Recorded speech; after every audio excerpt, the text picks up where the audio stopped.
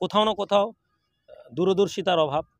মসজিদ তৈরি করার উদ্দেশ্য না বাবরি মসজিদ তৈরি করার উদ্দেশ্য?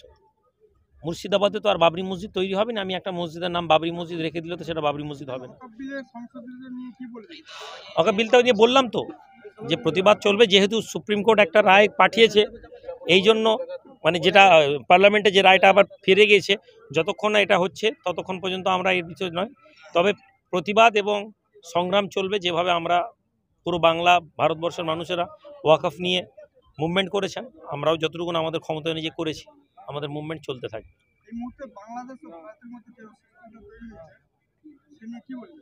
দেখুন, বাংলাদেশ ভারত আন্তর্জাতিক ইস্যু, আর আমরা এমন এখন পরিস্থিতির মধ্যে বাস করছি যেখানে আন্তর্জাতিক ইস্যু নিয়ে কোনো কথা আমি বলা পছন্দ নেই। যেহেতু প্রতাপপুর দরবার শরীফের হাজার হাজার ভক্ত বাংলাদেশেও আছেন, মুরিদ মুতাকাদিন আছেন, তবে এটুকুন বলতে পারি আমাদের দেশের গদি মিডিয়ারা যেভাবে উলঙ্গ হয়ে আন্তর্জাতিক জায়গায় তারা হাসির খোরাক হচ্ছে, ভারতীয় হিসাবে আমার মাথা হেঁট হয়ে যাবে।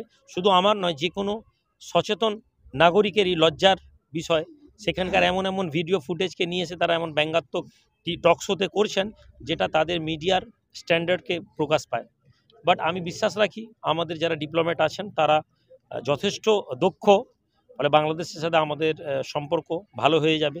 বাংলাদেশ আমরা দখল করে নেব এ কথা বলা যত সহজ, বাংলাদেশের সাথে সম্পর্ক ভালো না থাকলে এটা মাথায় রাখতে হবে, এই মুহূর্তে বাংলাদেশে একটা দেশ ছিল যাদের সাথে আমাদের সম্পর্ক ভালো ছিল, বাকি পাকিস্তান, চীন সমস্ত দেশগুলোর সাথে আমাদের কোথাও না কোথাও সম্পর্ক ভালো নেই, ফলে আমরাও সেফ না, এটা আমাদেরকেও মাথায় রাখতে হবে।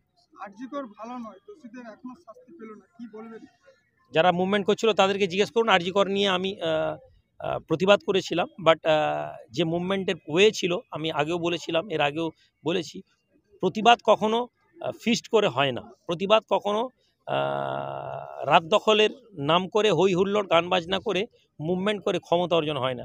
ক্ষমতা দখল হচ্ছে প্রতিবাদ এবং যাকে বলে বিপ্লবের মাধ্যমে হয়। আজকে বিপ্লব না করে গান বাজিয়ে যদি আমরা চেতনা তৈরি করব মনে করি, যারা করেছেন তারাই ভালো বুঝবেন।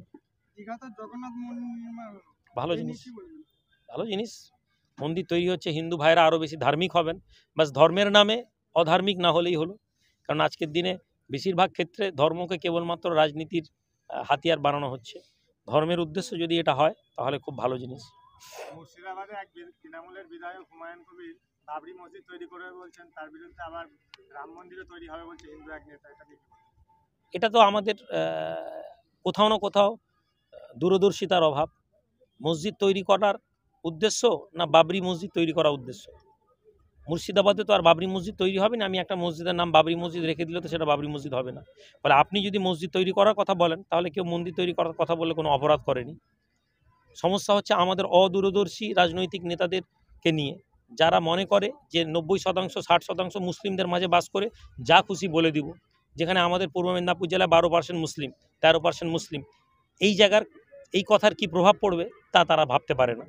কিন্তু এটা বড় নয়, হয়তো তিনি বলেছেন, ভুল করেছেন, অনেক ভালো ভালো কথাও তিনি বলেন, আমি শুনেছি।